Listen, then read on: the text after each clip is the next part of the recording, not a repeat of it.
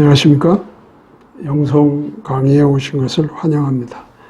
영의 형성, Spiritual Formation. 그래서 이 영의 형성은 영성, Spirituality와 Maturity 두 파트로 나누어서 이 두 파트가 합쳐지면 영성, Spiritual Formation이 됩니다. 그래서 이런 과정을 우리가 감안하게 된다면 바로 이 영성이라는 이 클래스는 바로 우리의 즉 그리스도인의 생활 신학이라는 그런 또 이름을 붙여 볼 수 있습니다.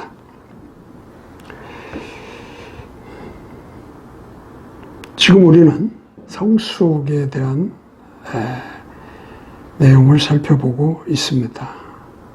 이 과정을 팔로우를 쭉 하신 분들이라면 지금 우리가 어디쯤 와 있는지를 알 수 있을 것인데, 성숙에서 정의에 관해서 몇 탄은 살펴봤고, 지난 시간에 두 번째 구조에 해당하는 그 성숙을 위한 수단 혹은 방법은 무엇일까? 성경은 그 수단으로, 방법으로 무엇을 우리에게 말씀하는가 살펴볼 때 하나님 말씀이 그 하나의 수단이다. 중요한 거죠. 우리 이미 신앙생활을 하는 중에 하나님의 말씀의 중요성은 잘 이해하고 있습니다. 하나님의 말씀이 없이는 우리가 어떻게 살까? 할 만큼 하나님의 말씀은 우리에게 즉 그리스도인으로 신앙생활을 하는 사람에게는 너무 중요성이 큽니다. 그래서 모두가 그거에 대한 인식과 그것을 따르고자 하는 어떤 그 신앙생활들을 하고 있습니다. 그러나 과연 하나님의 말씀이 무엇이냐? 다시 말해 하나님의 말씀이 우리에게 어떤 거냐 하는 구체적인 이해는 잘 정리가 안 될 수도 있습니다. 그것을 우리는 디모데후서 3장 15절에 17절까지의 말씀을 통해서 하나님의 말씀이 우리와 또 우리가 성숙한 데 있어서 어떤 내용 혹은 요소들을 알게 하는지 공부를 했습니다. 오늘은 그 성숙을 위한 성경이 말하는 수단과 방법 중에 기도를 살펴보도록 하겠습니다. 우리는 기도를 통해서 성숙하게 됩니다. 성숙한 자는 기도를 어떻게 이해하고 또 기도라는 측면에서 행해야 할 것인가 하는 것이죠. 그래서 기도를 통해서 우리가 성숙을 해나가는 도움을 받고자 하는 것입니다. 그래서 오늘 기도에 관하여 관련 구절을 우리가 볼 터인데, 그건 누가복음 11장 1절로 13절. 이 말씀은 예수님이 제자들에게 가르친 기도입니다. 이렇게 표현하는 것은 살펴보면서 조금 바뀔 수도 있습니다. 어쨌든 예수님이 기도라는 어떤 주제를 가지고 제자들에게 가르친 그 대목을 오늘 인용 구절로 삼았습니다. 이 말씀을 대략 이런 내용으로 살펴보고자 합니다. 배경이 뭐냐? 예수님이 말씀하신 그 기도라는 주제의 가르침, 그것에 대한 배경이 뭐냐? 그리고 그 배경에 따라서 예수님은 그것을 기도에 관하여 가르치셨는데 그 가르침에도 대략 내용이 좀 구분해 볼 수 있기 때문에 네 가지로 예수님의 가르침을 좀 나누어 보겠습니다. 변증, 비유, 권고, 그 다음에 적용. 기도를 제자들에게 가르치시면서 예수님은 이러한 과정을 통하여 가르치셨다 하는 겁니다. 먼저 어느 배경을 좀 살펴보도록 하죠.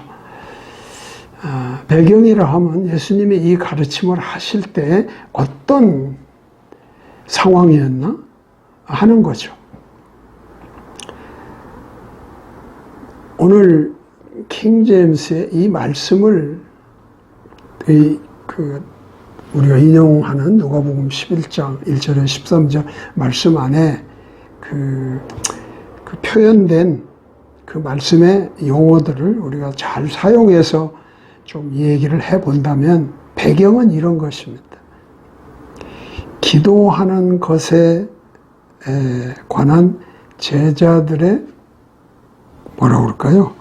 그 요구가 있습니다. 또는 욕구가 있습니다. 그 욕구를 예수님께 표현한 것이죠. 배경을. 그것은 누가복음 11장 1절 말씀에 나와 있습니다. 1절 말씀을 읽어보도록 하겠습니다. 그분께서 어떤 곳에서 기도하다가 마치심에 그분의 제자들 중에 하나가 그분께 이르되 주여 요한이 자기 제자들에게 가르쳐 준 것 같이 우리에게도 기도하는 것을 가르쳐 주소서 하니 제자들이 함께 있다가 예수님이 어느 날 기도를 마치시자 그 제자들 중 하나가 예수님께 묻습니다. 아니, 요청을 합니다. 요한의 제자들이 기도를 하는데 아마 그들은 침례자 요한 또는 세례자 요한으로부터 기도에 대한 가르침을 받은 것으로 이 예수님의 제자들이 이해하고 있습니다.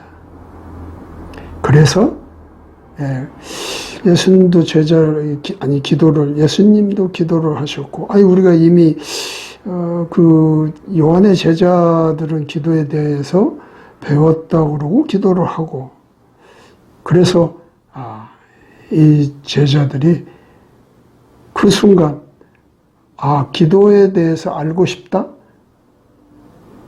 기도에 관한 가르침을 받고 싶다?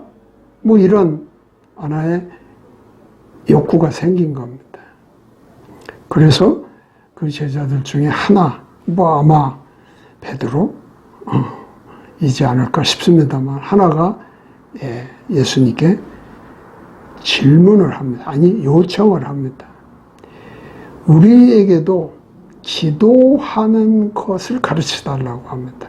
기도라고 말하지 않고 오늘 1절의 표현으로 한다면 기도하는 것을 가르쳐 주세요. 그 말의 뉘앙스에는 기도 형식, 요령, 아마 이런 것을 염두에 두고 질문한 것이지 않을까라고 생각을 해봅니다. 왜냐하면 예수님이 그 요청에 대해서 가르침을 하시는 그 흐름을 보게 되면 그들이 이 요청을 하는 것에 그들이 가진 하나의 그 욕망, 이런 것들을 꿰뚫어 보셨을 거라 생각이 듭니다. 그래서 예수님은 그들에게 오늘 우리가 살펴보려고 하는 기도에 관한 또는 기도하는 것에 가르침을 주고 있습니다. 어떻게 해요?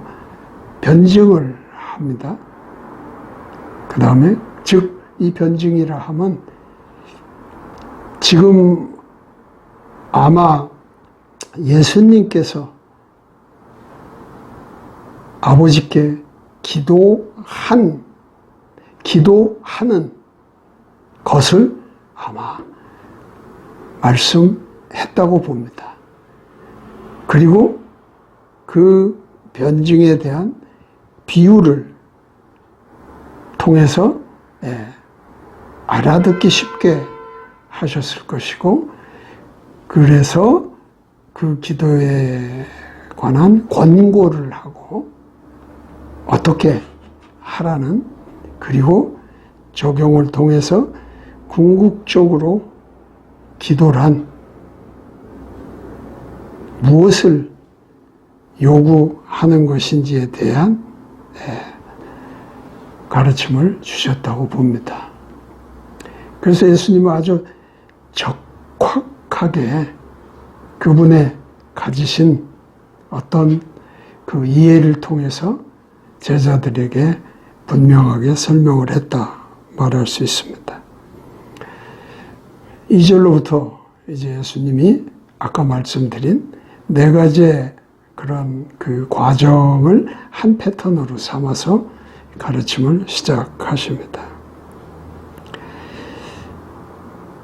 변증이 먼저 시작됐다고 그랬습니다. 그러니까 뭐 그렇게는 소개하고 있지 않지만 예수님이 기도한 기도 내용을 소개하고 있다고 봅니다. 2절로 4절까지의 말씀에 나와 있습니다. 그래서 먼저는 하나님과 관련된 요구를 하는 걸 소개합니다. 2절에 보면 그분께서 그들에게 이르시되 너희는 기도할 때 말하기를 하늘에 계신 우리 아버지여, 아버지의 이름이 거룩히 여겨지게 하옵시며, 또 아버지의 왕국이 임하옵시며, 또 아버지의 뜻이 하늘에서 이루어진 것 같이 땅에서 이루어지리다. 2절의 말씀이 그렇습니다. 하나님과 관련된 기도 내용입니다. 하나님께 관련된 요구입니다. 3가지를 소개하고 있습니다. 하나는 그분의 영광을 이해하고 있습니다. 그분의 이름이 거룩하게 여겨지기를 하게 하죠. 거룩하게 하다, 깨끗하게 하다 하는 것입니다. 그분의 이름이 거룩해지기를 원하고 있습니다. 두 번째는 그분의 나라에 대한 기도를 하고 있습니다. 이것은 그분의 통치를 말하는 거죠. 하나님의 통치가 이루어지기를 기도하고 있습니다. 세 번째는 그분의 뜻, 바로 하나님의 계획입니다. 이미 하늘에서 그 뜻이 이루어졌습니다. 그런 것처럼 땅에서도 그분의 뜻이, 계획이 이루어지기를 바라는 하나님과 관련된 요구를 하는 거죠. 그분의 이름이 거룩히 여겨지고 그분의 통치가 이루어지고 그리고 그분의 계획이 이 땅에서 이루어지기를, 그러면 그 하나님을 믿는, 즉 하나님의 자녀요 아들은 그에 상응하는, 그에 걸맞는 그런 복을 누리게 될 것입니다. 그래서 하나님과 관련된 요구를 하고 3절 4절에는 사람과 관련된 요구를 말씀하고 있습니다. 3절에 보면 날마다 우리에게 우리의 일용할 빵을 주시고, 우리가 우리에게 빚진 사람들을 또한 용서하오니, 우리의 죄들을 용서하옵시며 우리를 인도하사 시험에 들지 말게 하옵시고 다만 악에서 우리를 지켜 구원하소서라고 하라고 가르치고 계십니다. 사랑과 관련된 요구가 3가지 또한 소개되어 있습니다. 육체적인 필요를 요구하라고 말씀합니다. 일용할 양식을 달라고. 육체적인 필요가 우리에게 필요하죠. 그뿐만 아니라 우리는 감정적 필요도 있음을 알고 있습니다. 그래서 죄의 용서를 구하라고 요구하라고 하고 있습니다. 이 죄의 용서에는 2가지가 함의 되고 있습니다. 하나는 칭의적인 관점에서 믿지 않는 자에서 믿는 자로서의 죄의 용서를 구하는가 하면, 또 성화적인 측면에서 믿는 자의 삶에서 갖는 죄의 용서를 같이 함의하여 죄의 용서를 요구하도록 하고 있습니다. 3번째는 영적 필요가 있습니다. 그래서 육체적 필요, 감정적 혹은 혼적 필요, 그다음에 영적 필요를 가지고 있습니다. 3번째 영적 필요는 보신 것처럼 실패하지 않도록 하여 구원에 이르도록 우리의 필요를 요구하라는 것입니다. 시험에 들지 않게, 실족하지 않게 하여 구원에 이르도록, 이런 기도가, 그렇게 말씀은 안 하셨지만 내가 하는 기도요, 너희도 그렇게 하라고 말씀하시는 것입니다. 이런 예수님의 기도, 너희들이 그렇게 기도하라고 하는데 이 기도라는 것이 어떤 것인지를 비유를 통해서 좀 알아들을 수 있도록 좀 더 설명을 합니다. 비유란 그런 거잖아요. 이 안에, 비유 안에는 한 진리가 있습니다. 그 진리를 말씀하기 위해서 예를 들어 설명하는데 이 비유라는 것이 하나의 그 방법으로 사용되는 거죠. 근데 예수님은 또 이 비유를 사용하시면서 설명하시기를 들을 수 있는 자들은 이것을 통해서 더 이해를 가짐으로 풍성함을 갖게 하고, 듣지 않으려거나 들을 수 없는 자들은 오히려 더 이 비유는 그들의 이해를 막는 그런 효과가 있습니다. 그래서 비유는 어떤 자에게는 좋은 거지만 또 어떤 자에게는 좋지 않은 거라고 볼 수 있는 거죠. 아무튼 비유를 통해서 그분의 변증을 좀 더 쉽게 풀어주십니다. 비유가 5절로부터 8절까지 소개되고 있습니다. 누가복음 11장 5절에서 8절까지 읽어보도록 하겠습니다. 또 그분께서 그들에게 이르시되 너희 중에 누가 친구가 있는데 한밤중에 그에게 가서 그에게 말하기를 친구여 내게 빵 3개를 빌려다오. 내 친구가 여행 중에 내게 왔으나 그 앞에 차려 놓을 것이 내게 없노라 하면 그가 안에서 응답하여 이르기를 나를 괴롭게 하지 말라. 이제 문을 닫았고 내 자녀들이 나와 함께 잠자리에 들었으니 내가 일어나 내게 줄 수 없노라 하겠느냐. 내가 너희에게 이르노니 그가 자기 친구이므로 그가 일어나 그에게 주지는 아니할지라도 그가 귀찮게 졸라대므로 일어나 그의 필요대로 다 그에게 주리라. 예, 우리가 신앙생활을 하면서 종종 듣는 비유의 말씀입니다. 예, 어떤 사람이 아주 귀한 손님이 왔어요. 근데 그 손님을 대접할 거리가 없습니다. 즉, 빵이 없습니다.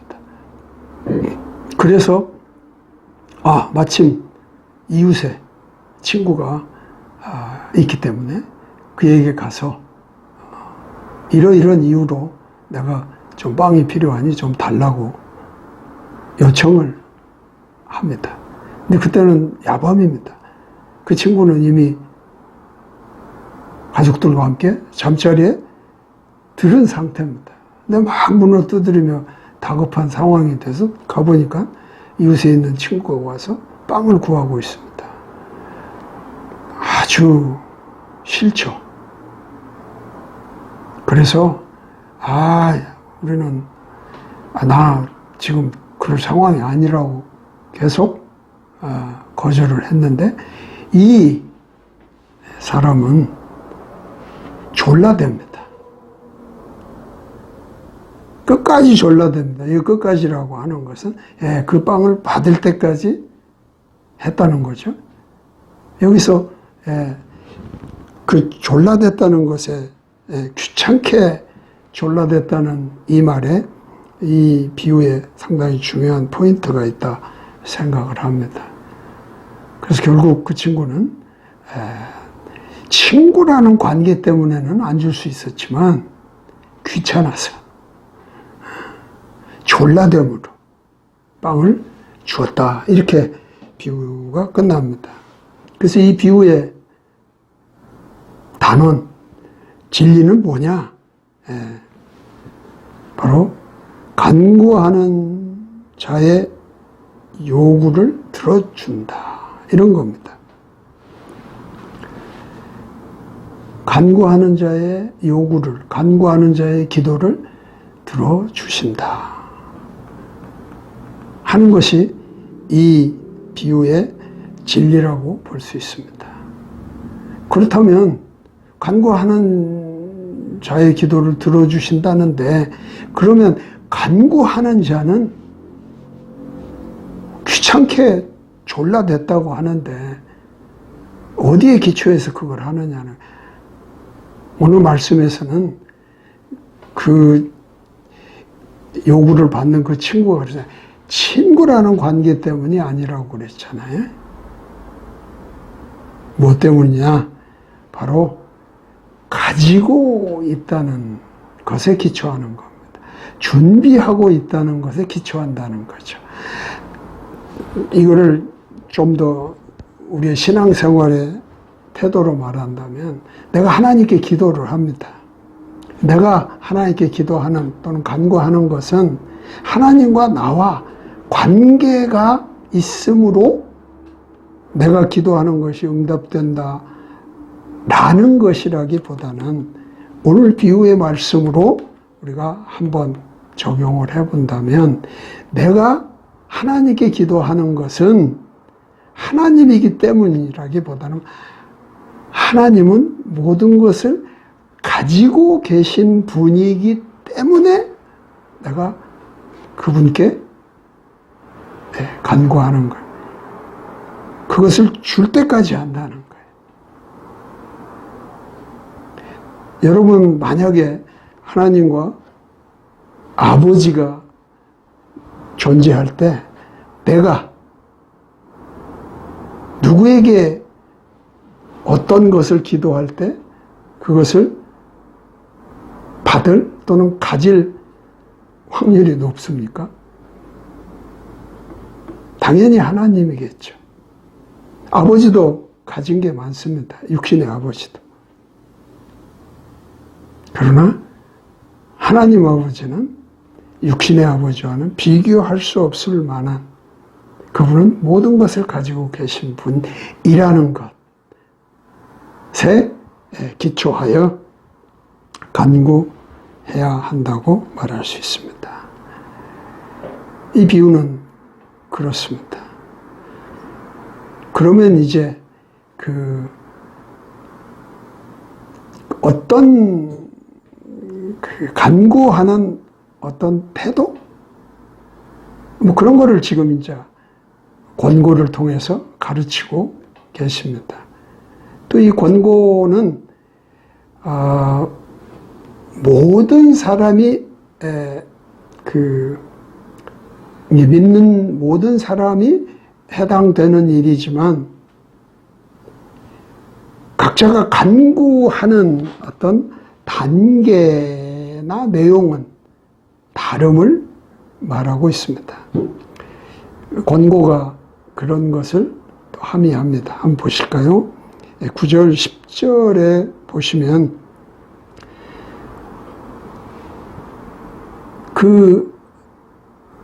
하나님께 간구할 때 이런 내용을 알고 내가 어떤 자로서 하나님께 간구를 해야 될지를 가르치고 있는 겁니다. 9절에 보면 내가 너희에게 이르노니 구하라 그러면 너희에게 주실 것이요 찾으라 그러면 너희가 찾을 것이요 두드리라 그러면 너희에게 열릴 것이니라. 구하는 자마다 받고 찾는 자마다 찾으며 두드리는 자에게 열릴 것이니라.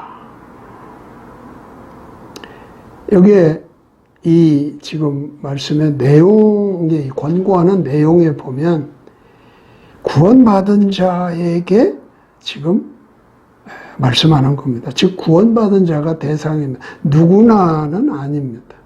구원받은 자에게 말씀하고 있습니다. 이유는 바로 구하라, 찾으라, 두드리라. 이 세 명령형이 가진 함의하고 있는 이 내용들이 조금씩 다른 것을 가지고 있기 때문입니다. 그래서 이것은 마치 구원받은 자로서의 단계적인 그런 구원의 형식과도 같습니다. 또는 구원의 내용과도 같습니다. 1단계는 뭐라고 되어 있습니까? 구하라. 그러면 너희에게 주실 것이라. 구하라는 건 내가 하는 겁니다. 그러면 주는 것은 누가요? 내가 주는 거 아니죠? 나는 받는 것이죠. 그래서 말이 구하라 그러면 너희에게 주실 것이라. 하나님이 너희에게 준다는 겁니다. 이것은 나로 봐서는 그거를 받는 것이 수동적이죠. 내가 받을 수 있는, 내가 그거를 취할 수 있는 것이 아니죠. 취해지는 거죠. 수동형으로 되어 있다는 겁니다. 그래서 이것은 구원에 있어 1단계, 첫 번째 단계는 칭의와 관련돼서, 즉 내가 어떤 그런 칭의적 구원의 단계에 머문 사람은 1단계에서 구하라. 그러면 너희에게 주실 것이오가 해당이 되는 겁니다.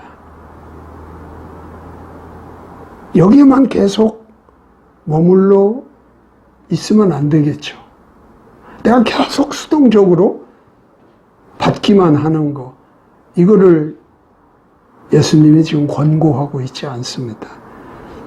두 번째 단계로 넘어갑니다. 뭐라고요? 찾으라. 그러면 너희가 찾을 것이요. 찾으라. 내가 찾는 겁니다. 그랬더니 또 내가 찾을 것이라고 말씀합니다. 그건 뭐예요? 능동적입니다. 찾는 것은 내가 찾게 되는 것을 말합니다.